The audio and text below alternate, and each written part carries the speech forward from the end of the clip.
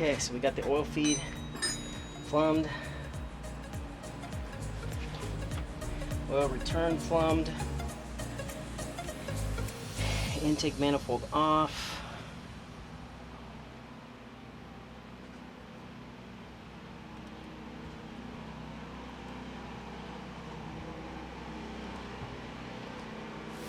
I need to clean this off, all this gasket sealer off, because I'll be using a metal gasket. Get something to clean all that gasket sealer off.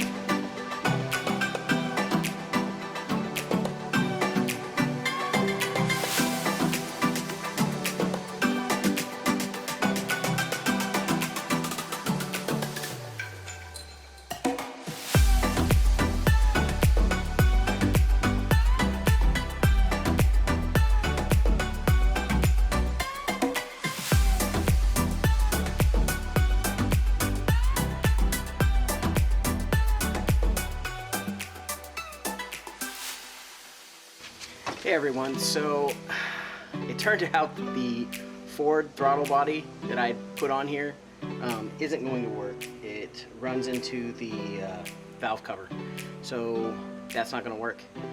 But I had bought a cable-based throttle body off of a Mark III, so that will work, and that is what I'm going to use. Hey everyone. Okay, so a few things about this video. A battery had died, and I ended up not recording a lot of what I thought I was recording. So there's quite a bit missing. I'll give you guys an update on what it was. I had people really underestimate how difficult it is to remove the lower manifold, the lower intake manifold on this engine. There's a lot of stuff in the way. I had gotten all but one bolt out, and I ended up giving up and cutting half of the manifold off, half of the lower intake manifold off with a Sawzall.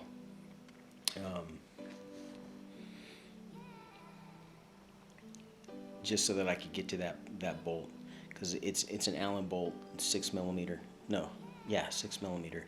And I tried to get to it with a swivel adapter on my 3/8 drive, and I ended up stripping out the front half of it because I couldn't get it to seat all the way inside the bolt. So I ended up partially stripping that bolt. Made it very difficult to get. Even after cutting it in half with a Sawzall, reciprocating saw, which was one of the things I didn't get on video.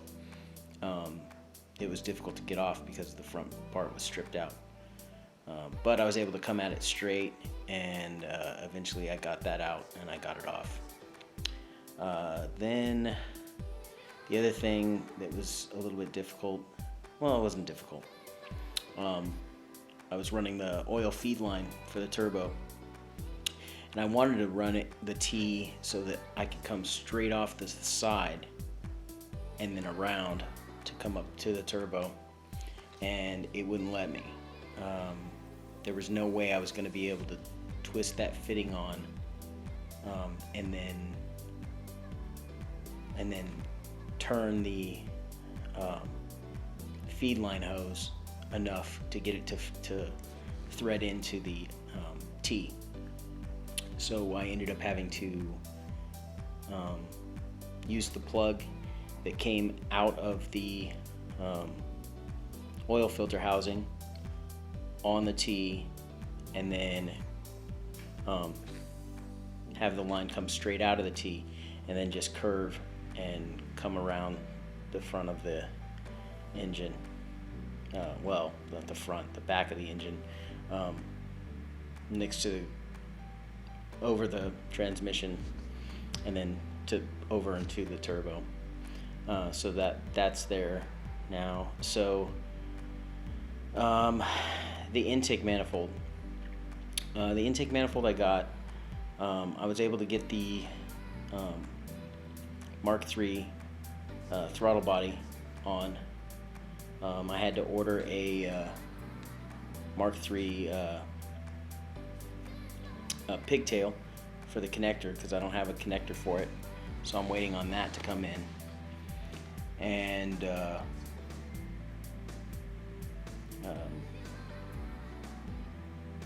so I'll have to wait on that. I'm gonna have to.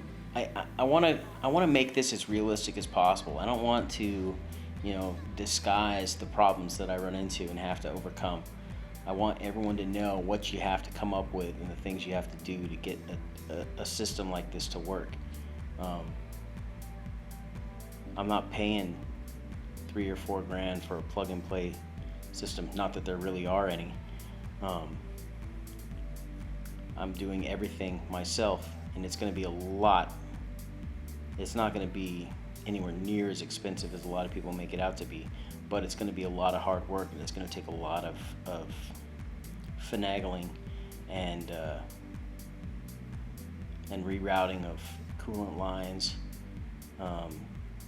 all kinds of things. It's going to have to take place. I'm running a standalone, so that will help in some ways, make it a lot easier in some ways and more difficult in others, but that's the fun of it. I love doing these projects. I love trying to come up and solve problems. So yeah, one of the major things I'll have to do, I have to relocate the battery, which I already knew I was going to have to relocate the battery for the intake manifold to be moved to the front of the engine as opposed to the back. So I already knew that I was going to have to relocate the battery, so that's not going to be an issue. My only question now is whether I'm going to bother to relocate it to like the trunk, say, or whether I'm just going to make a mount for it and move it slightly up.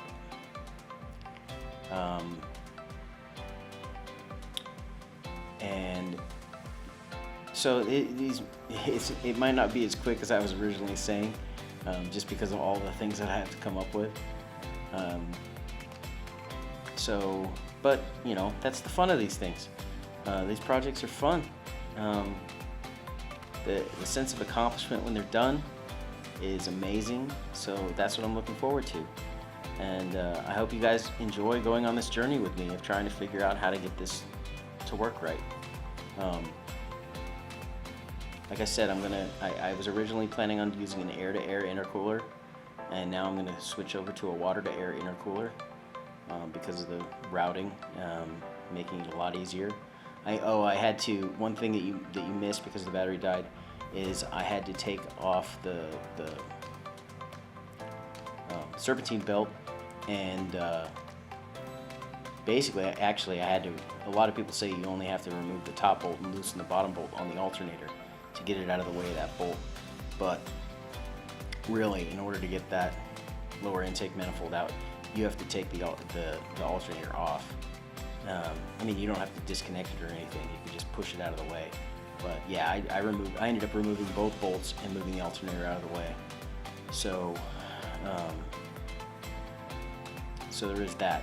I want to give you guys as much information. Those of you who are trying to tackle this on your own, I'm going to give you as much information and tell you all of the problems that I run into and how I overcome them as I can. As much of that information as I can, I'm going to get. That's one of the points of doing this, is to make it easier for other people. Now, I could probably go on the forums and maybe, if I searched long enough, find how people overcame the same problems that I'm running into. Or I could just search for the specific problems as I come to them. Sometimes I do that. But sometimes I like to just try to solve them in the way that I'm going to solve them. So I hope you guys enjoy. Don't forget to subscribe and to click the bell notifications so you can see every part of this journey. That's what I would like to see from other people, so that's what I like to try to do. So again, hope you guys enjoy and have a good time. Thanks.